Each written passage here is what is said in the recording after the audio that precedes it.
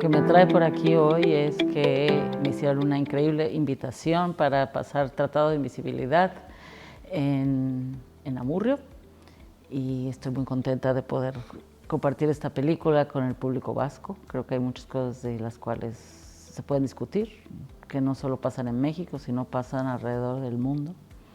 Entonces, aquí estamos, estoy muy agradecida de que me hayan invitado. Tratado de Invisibilidad es una película documental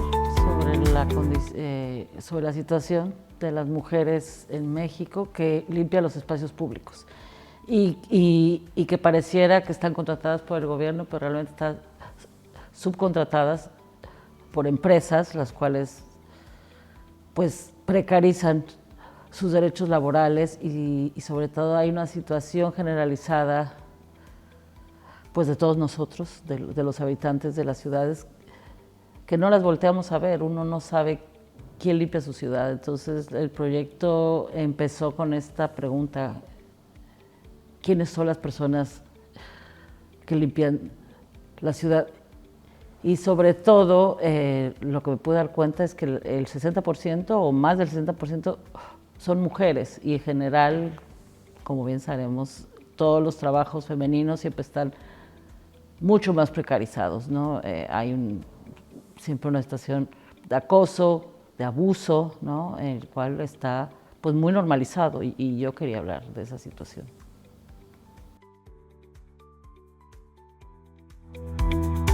Pues la verdad es que todo empezó en la Escuela de Cine en la Ciudad de México, la misma escuela donde yo estudié y donde después yo trabajaba. Y una colega un día me empezó a contar sobre cómo era la situación de trabajo de estas mujeres que limpiaban la escuela todos los días, ¿no? Que no les pagaban a tiempo, que no les daban los utensilios para trabajar, que inclusive a veces se tenía que hacer una colecta de los otros trabajadores para que pudieran volver a su casa, porque realmente no les alcanzaba el dinero. Y yo la verdad es que no tenía ni idea de esa situación, ni que estuvieran subcontratadas, porque yo pensaba que estaban contratadas por el gobierno, porque es una escuela del Estado. Y me llamó mucho la atención darme cuenta, o sea, que en primer lugar nadie sabía que estaban subcontratadas, que no eran realmente pues trabajadores del Estado y que estaban en esas condiciones de trabajo. Y la verdad es que lo que más me impresionó es que yo realmente me di cuenta que no las había volteado a ver. Entonces también fue como una llamada de atención. No solo estoy hablando de los demás, uno mismo no ve a las personas que están alrededor de uno. Quienes sostienen las ciudades pues son estas personas, uno no las voltea a ver, está en esa situación tan precaria y nosotros somos muy pasivos, ¿no? Entonces con esta idea empecé a idear este proyecto desde el punto de vista de cómo invisibilizamos a las personas que están al lado nuestro, ¿no? Y en este caso eran pues, las trabajadoras de limpia. Y después pues, me empecé a dar cuenta, o sea, empecé a hacer toda una investigación y me di cuenta que no era nada más en ese territorio, digamos, o sea, que toda la Ciudad de México, que gran parte del país, todo en el ramo de limpia está totalmente subcontratado y en esas condiciones de trabajo. Y dije, pero ¿cómo puede ser que nadie sepa al respecto, no? Entonces yo le contaba a algunas personas y me miraban como si estuviera loca. Así, no, digo, no, es así, o sea, ¿qué está pasando? Que los derechos laborales, ¿no?, de todo un gremio está pues precarizado de esa manera, ¿no? Hay que hablar de esto, y si nadie habla, pues voy a hablar yo. Y así empezó este viaje de un poco como entender qué es lo que estaba pasando, quiénes eran estas mujeres, ¿no? No es una mujer que limpia con la misma máscara, es una población de más de 40,000 personas, ¿no?, que están en esta situación y que no sabemos quiénes son. Cuáles son sus nombres, cuáles son sus personalidades, sus historias de vida. Entonces yo no solo quería hablar de la situación, sino justamente sacarlas de la invisibilidad y presentárselas al público. Mira, esta se llama de esta manera, esta de otra. Tienen sus historias de vida, no son invisibles, pero son invisibles porque las invisibilizamos nosotros, ¿no? No es que ellas sean invisibles, nosotros elegimos no ver a las personas que sostienen la ciudad, ¿no?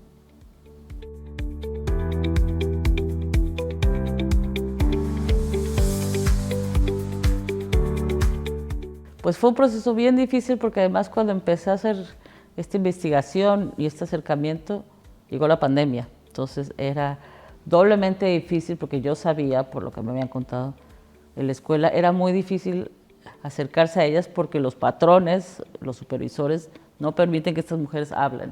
O sea, si alguien se acerca y le pregunta algo, lo que sea, no les permiten hablar porque le dicen que las van a correr, o sea, que las van a despedir. Entonces dije, bueno, tengo que pensar en una estrategia para acercarme a ellas y preguntarles qué es lo que está pasando y hacer una investigación, porque obviamente como documentalista es muy importante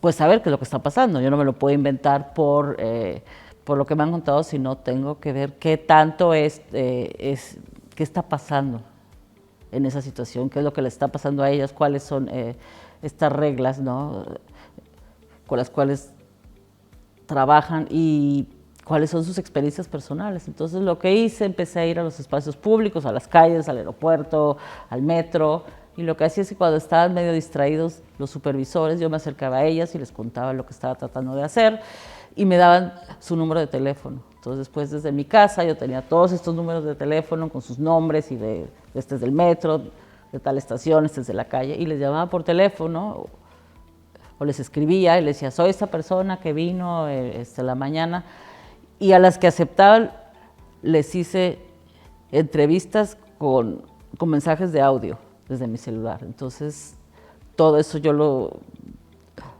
transcribí y ya tenía como una base como investigación, ¿no? Con lo cual, o sea, podía empezar a pensar cómo voy a contar esta película. Y poco a poco fui seleccionando algunas de las que estaban más interesadas, las que sentían que podían hablar, porque muchas de ellas estaban muy aterrorizadas, con toda razón, de que si hablaban conmigo, pues las iban a despedir, ¿no? Entonces poco a poco fue un proceso casi de un año, ¿no?, de estar entre la pandemia que venía, se iba, y yo iba transitando por estos espacios, y finalmente hice como más migas con algunas más que otras, como pasa mucho en el documental, y las empecé a invitar a un foro, que es el que sale en la película, y hacer entrevistas en cámara. Entonces ahí pude como seleccionar quiénes eran las que hablaban mejor, quiénes eran las que podían hablar, quiénes tenían como personalidades más interesantes también, cómo se diferenciaban unas de otras, porque yo lo que quería mostrar, hay mujeres desde los 20 y tantos hasta los 70, como uno de los personajes que aparece en la película. Entonces, ¿cómo vas buscando? O sea, yo pensaba en tener como tres personajes principales, además de las otras que van apareciendo en la película, un poco como de secundarias. Entonces fui de alguna manera o sea, también como el tipo de relación que yo pude ir armando con ellas, ¿no?, que es una cosa que pasa mucho en el documental, con quién te relacionas mejor, quién está como más dispuesto realmente a hablar de esa situación. Entonces durante ese año acabé seleccionando a 3, que son las que aparecen en el documental, y empezamos este proceso de ir a sus trabajos, ver lo que estaba sucediendo ahí, las entrevistas, acabar yendo a sus casas, que fue como muy revelador, ¿no? O sea, entender realmente quiénes son, de dónde vienen, cuáles son sus relaciones personales, porque lo que pasa con estas mujeres, que además de que limpian todo el día las calles, el aeropuerto, la cineteca, esto y lo otro, llegan a sus casas y se tienen que hacer cargo de sus hijos, hermanos, padres, animales, en fin, son las que sostienen no solo los espacios públicos, sino sus propios hogares, ¿no?, que pasa mucho con las mujeres, que son las que se encargan de los cuidados. Es un trabajo que no termina nunca. Entonces era también importante ver ese ciclo, ¿no?, de cómo no solo todo pasa en el trabajo, sino en los espacios privados.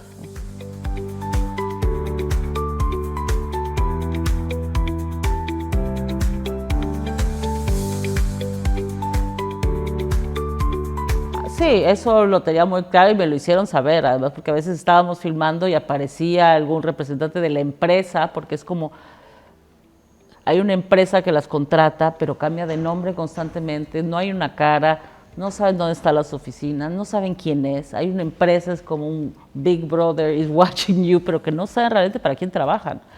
Entonces, sí se acercaron algunas veces diciendo, no, o sea, tú no puedes filmar aquí. ¿Quiénes son ustedes? No, o sea, tú no puedes filmar aquí, no te vamos a decir quiénes somos, pero ellas no pueden hablar.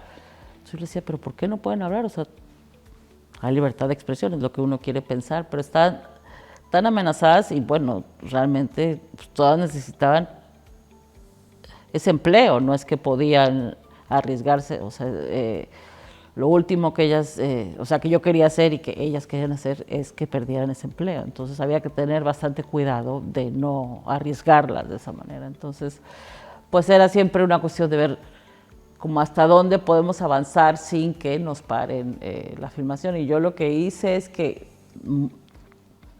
como muy a propósito, es que las autoridades no se enteraran bajo ninguna circunstancia que yo estaba haciendo esto porque lo iban a parar, ¿no? Entonces fuimos como muy discretos desde un momento. No fui a, o sea, contarles a la Secretaría del Trabajo lo que estábamos haciendo. Nada, ¿no? Era realmente una cosa como muy... muy cuidadosa, porque en general uno trata de ir como a las instancias gubernamentales y, o sea, contarles lo que uno está haciendo y pedir apoyo, ¿no? Decir, bueno, o sea, si me pueden ayudar, cómo a contactar a algunas personas. Pero aquí sabía que si yo hacía eso, iban a hacer todo lo posible para parar la filmación, las iban a empezar a amenazar. Pero están abiertamente amenazadas y realmente no tienen ningún pudor en hacer esto, ¿no? Y como están pues, apoyados por el gobierno, porque el gobierno o sea, contrata a estas empresas y las empresas hacen lo que se les pega la gana. No hay ninguna regulación. Entonces ahí es donde está ese punto de decir, bueno, ahí es donde tienen que empezar a cambiar las cosas. Yo sé que es muy difícil parar la subcontratación, pero tiene que haber una regulación por parte del Estado, cosa que obviamente no hay ni les importa, y por eso es que existen estas prácticas tan abusivas, ¿no? Y están haciendo un dineral, porque realmente ellos se llevan una cantidad de dinero muy brutal y lo que hacen es descontar todo lo que pueden para hacer más ganancias. Pues eso el sistema capitalista ahí, de la manera más brutal, con la gente más, que está en una situación más vulnerable, ¿no? Siempre.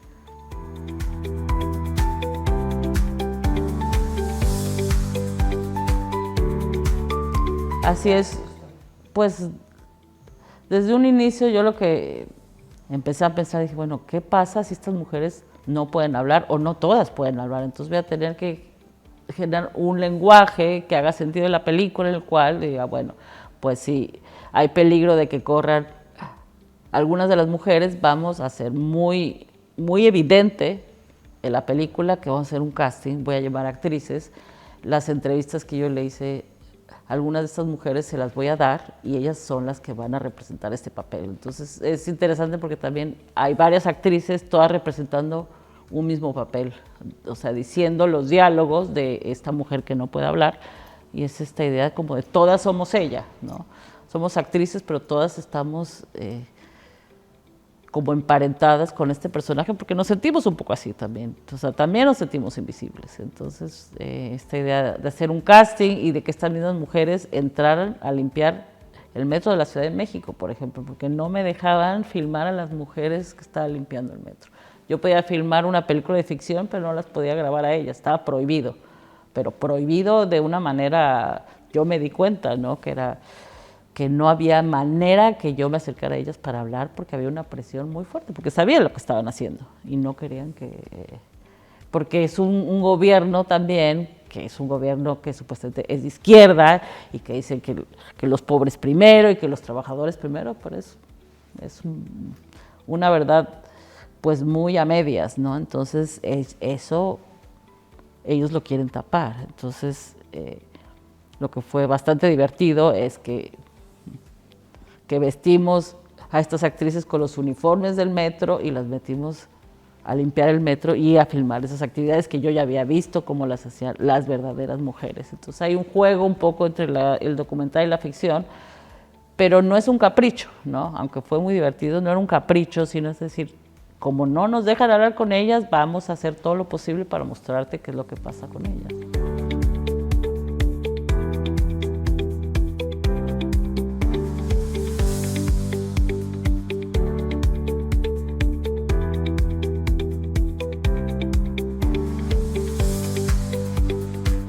Nada, es que es una situación muy extraña porque yo pensé, bueno, o sea, después cuando salga la película hicimos una campaña mediática muy grande en las redes, o sea, fue una campaña donde realmente tuvo bastante peso.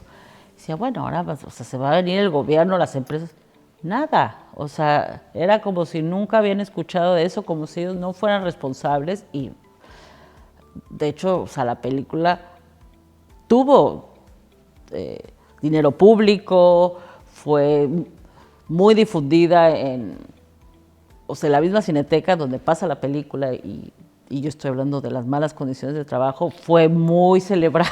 Entonces, era una sensación muy extraña, por un lado, como de, sí somos parte de esto, pero te estamos dando toda la visibilidad y todo el apoyo con esta película, pero es como no nos hacemos, o sea, no somos nosotros, es el sistema, ¿no? Que es algo que por ahí aparece en la película, que yo les pregunto, oye, pero ¿por qué? O sea, ¿quién es el culpable de esto? Es el sistema, entonces el sistema es alguien abstracto.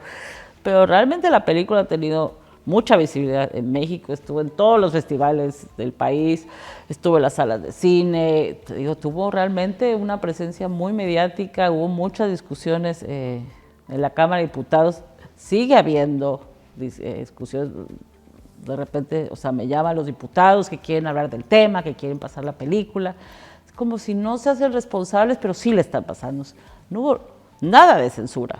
Y tampoco ni amenaza, o sea, ha sido una situación bastante extraña, ¿no? O sea, que está muy bien, dices, bueno, sí hay libertad de expresión, pero realmente es para que se sintieran un poco más avergonzados, ¿no? Y yo nunca vi eso en ninguno de los rostros de los involucrados, ¿no? Entonces, eso, o sea, lo que te hace pensar es que, pues o sea, que la batalla es dura, porque tienen un cinismo tremendo, ¿no?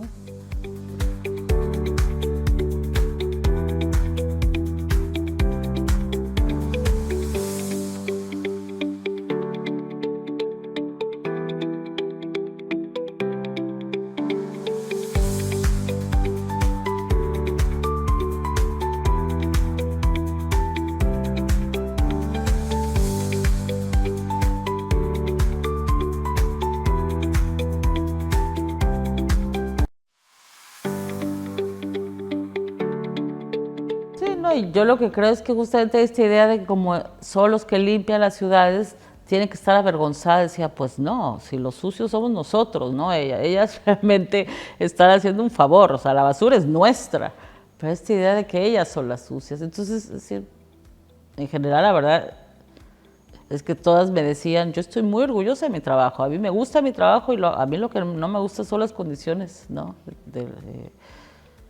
En las que lo hacemos, pero no son personas que estén avergonzadas de lo que hacen, están muy orgullosas de tener un empleo, de hacerlo bien, quieren hacerlo lo mejor posible y bueno, creo que en general es decir que los mexicanos tienen un espíritu de supervivencia muy brutal, porque en general las condiciones son muy rudas, pero hay una resiliencia para bien y para mal, ¿no? Que yo veo que me parece muy asombrosa y la verdad tiene una capacidad de hablar de lo que les pasa, de ser muy críticas, de expresarlo muy bien, ¿no? Que hay mucha gente que se sorprende, me dice, pero estas mujeres hablan muy bien. Digo, claro que hablan muy bien, son mujeres que saben lo que les pasa, que son muy conscientes y que creo que había miedo en un principio de hablar, pero después dijeron, es que ya estamos hartas de esta situación, está bien que alguien nos escuche, ¿no? Entonces también la idea de que alguien les pregunte, que alguien quiere escucharlas y que la película de repente se haya vuelto tan mediática, pues también es un orgullo para ellas, ¿no? O sea, hay un personaje en el aeropuerto, Aurora, que es una mujer espectacular, ¿no? Y que ahora va la gente y se toma fotos con ella, entonces ha tenido como estas variantes también que son, que me parecen que son como muy positivos, o sea, la idea que se sientan que son escuchadas, ¿no? Aunque la situación laboral yo diría que sigue siendo la misma, pero ya pasaron de esta como total invisibilidad a que por lo menos hay alguien que los escucha, ¿no? O mucha gente que los observa. Entonces creo que eso me parece lo que es muy positivo de la película.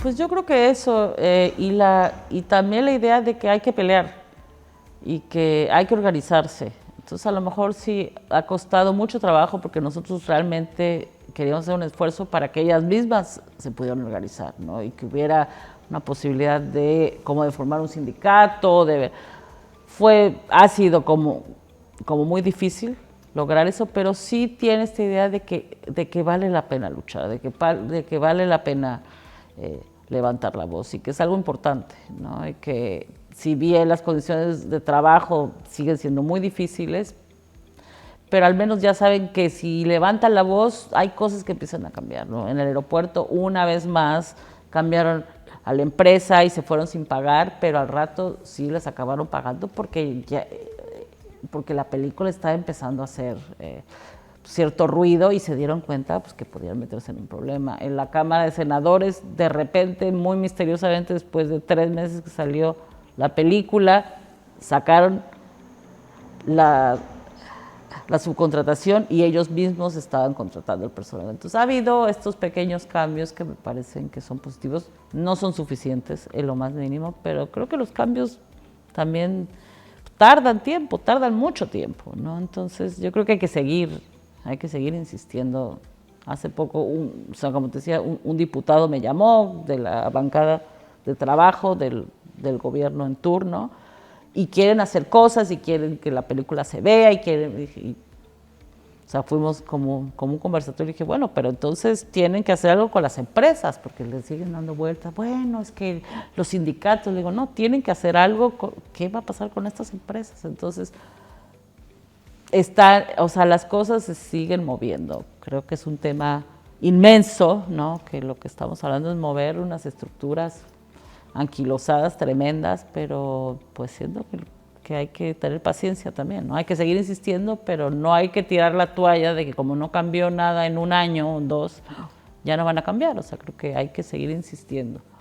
Y lo que es importante es que cuando ellas mismas vieron que había otras mujeres en su misma condición, como en otros espacios, dijeron, bueno, es que vale la pena luchar porque no estoy sola, ¿no?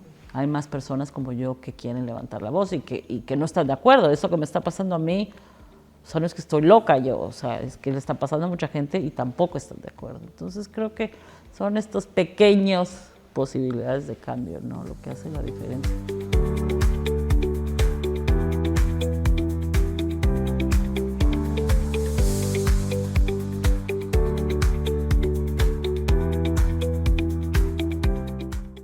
Pues sí, yo creo que cuando uno empieza a pensar que quiere contar una historia, para mí de las cosas más importantes es cómo la voy a contar, cómo vamos a enfrentar, ¿no?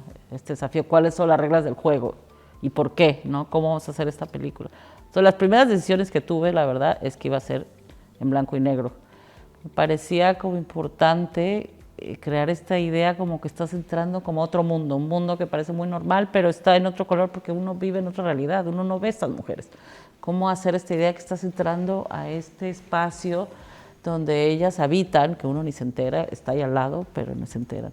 También como esta idea de que todo es un poco atemporal, que esto puede haber pasado hace 60 años, sigue pasando, seguirá pasando.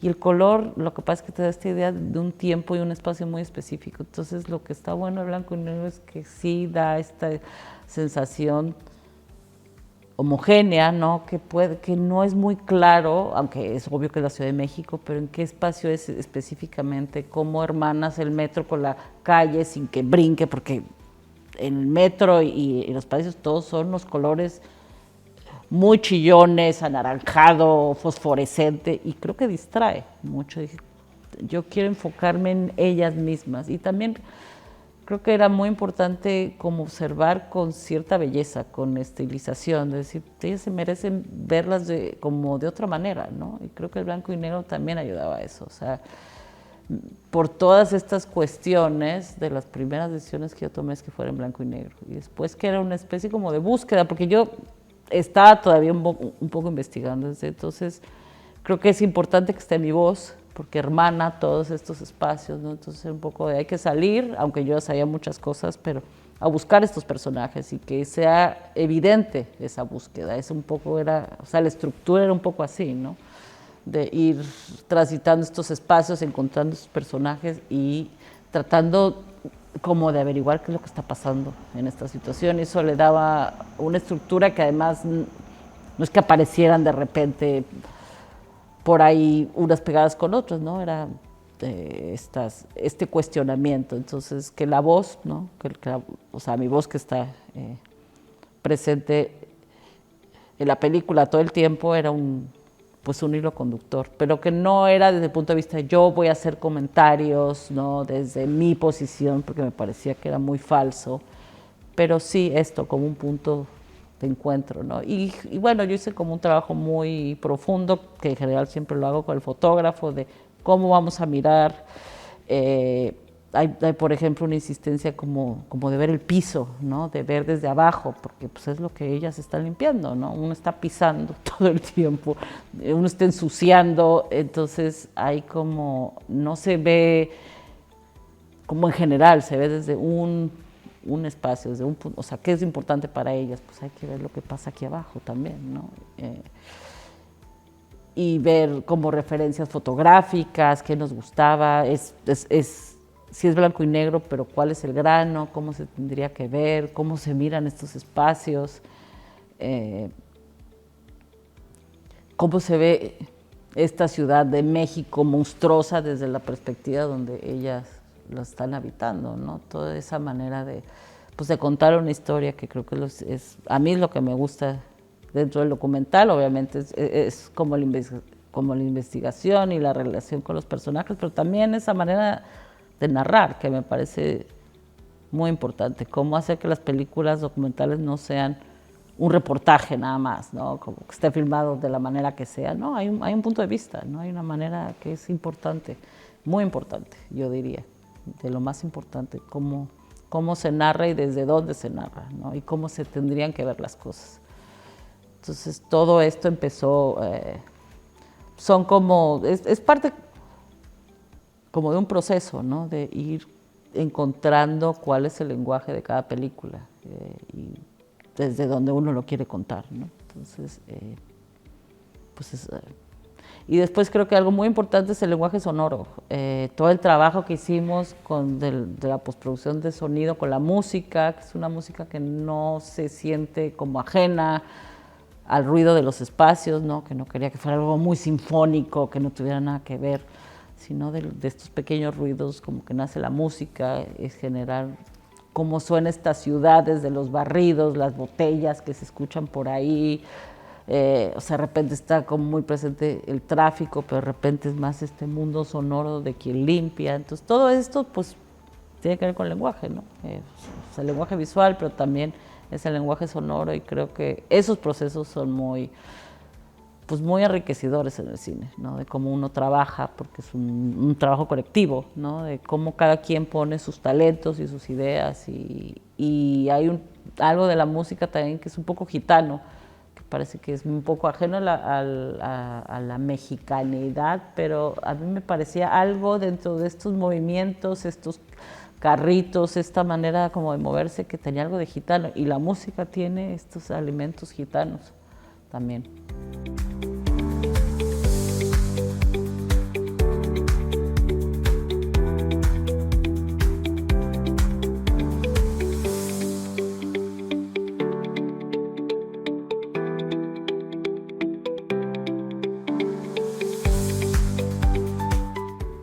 Yo la verdad es que siempre trabajo con el mismo músico porque nos entendemos perfectamente. Yo le tengo mucho miedo a la música porque sí puede ser un peligro. Creo que esta idea de siempre poner tanta música en las películas me parece un error porque siempre te está empujando a un estado emocional que si no lo logras con la imagen lo estás como empujando con el sonido. Es decir, tiene que sentirse como parte del lenguaje, ¿no? Si se siente ajeno, si está muy exagerado, si te está tratando de empujar a que llores, a que te sientes mal, pues todo mal. Y algo con el que hablamos con el músico, que era muy importante, es de no podemos sobredramatizar, porque o sea, las historias son muy tremendas. Entonces vamos a darle también algo más lúdico, ¿no? Algo un poco más juguetón, justo más gitano a lo mejor. Entonces sí trabajamos mucho en que fueran estos sonidos que de alguna manera acompañaban como parte del ambiente sonoro, pero que no molestaban ni que que empujaran al espectador a que se sintiera todavía más emocionalmente cargado. Y bueno, es muy difícil, como todo lo demás es difícil, pero sí hubo un trabajo muy cuidado de eso y sobre todo no perder como lo lúdico. Siempre que nos íbamos para otro lugar, de no, acuérdate que el sonido aquí está un poco para balancear todo este drama, ¿no? Porque ellas están como también muy llenas de vida también, hay una cosa muy alegre. La verdad es que en la gran mayoría de ellas hay este espíritu como muy combativo, entonces más bien hay que darle por ese lado, más que por el lado del drama, porque el drama ya sobra en la película también, ¿no?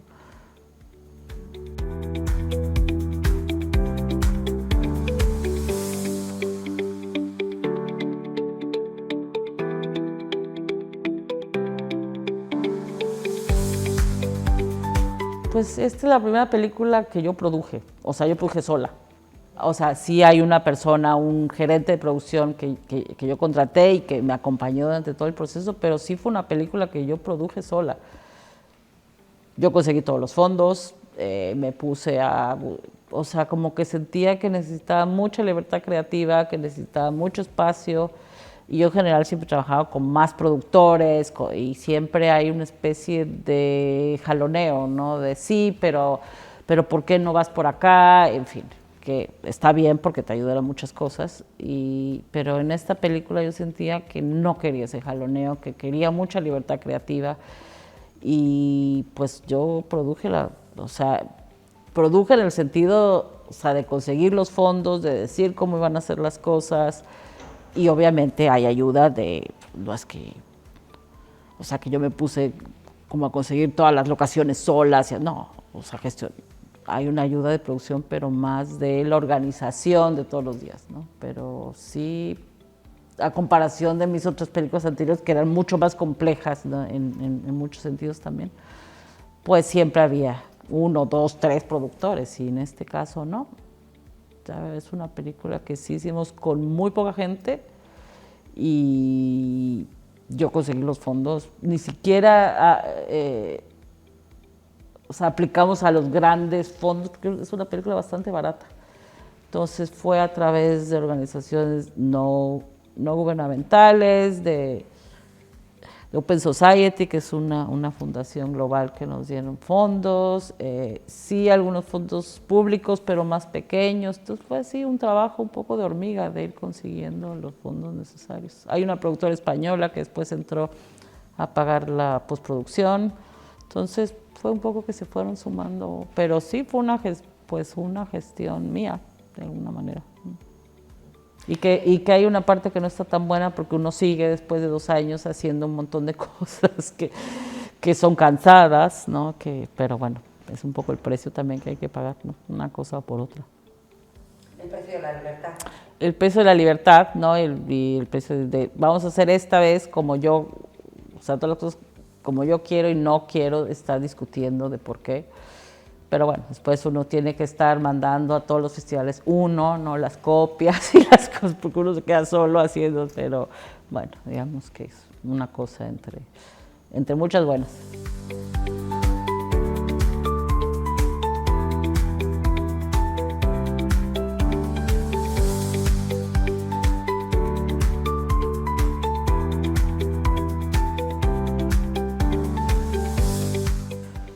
Pues yo creo que desde que empecé a hacer cine siempre hay esta idea de que uno tiene que hacer el doble y tiene que trabajar más y tiene que pasar mucho tiempo en tratar de convencer al otro que uno sí sabe lo que está haciendo, sobre todo.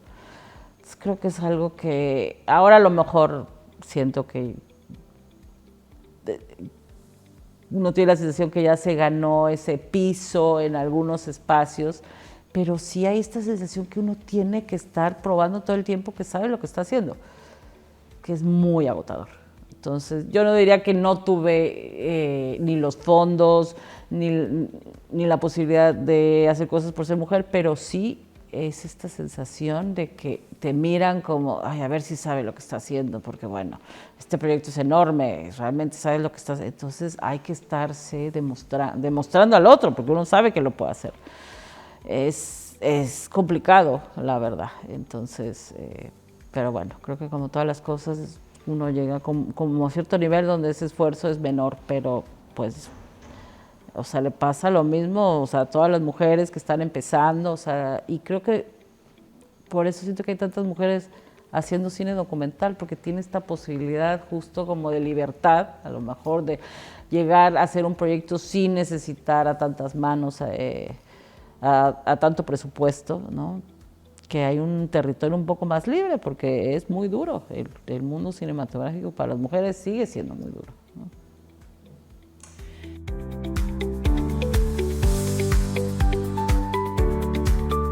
Estoy metida ahora en 2 proyectos, yo estoy filmando, un poco de a poquito también, como viendo por dónde, pero bueno, ya llevo rato, estoy haciendo un proyecto sobre adolescencias en México, como qué implica ser adolescente en la Ciudad de México ahora, con todas las cuestiones, pues desde las drogas, que es un tema muy duro en México, como toda como esta confusión generacional con las redes sociales, después de una pandemia, ¿no? Como una generación que le tocó pasar la pandemia en un momento rudo, y bueno, muy basado también en lo que he visto de mi hija y sus amigos, o sea, viene de ahí, ¿no? Como de ser madre de un adolescente y tratar de entender lo que es ser adolescente ahora, entonces decidí escuchar a otros también. Entonces, y también hay un juego un poco con la ficción y el documental, o sea, los adolescentes que aparecen son también actores, pero también son adolescentes, entonces hay una mezcla ahí un poco entre ficción y documental, una vez más. Y también estoy haciendo un documental sobre el acoso en el espacio público de la Ciudad de México, que es un tema muy fuerte, inclusive hasta la presidenta de México fue acosada abiertamente en un meeting, así de normalizado está. El 96% de las mujeres han tenido un episodio de acoso, o sea, todas. Es una cuestión como que se ha vuelto muy cultural, que es tremenda, pero es una historia de varias voces que hablan sobre esta situación. Entonces en eso estoy.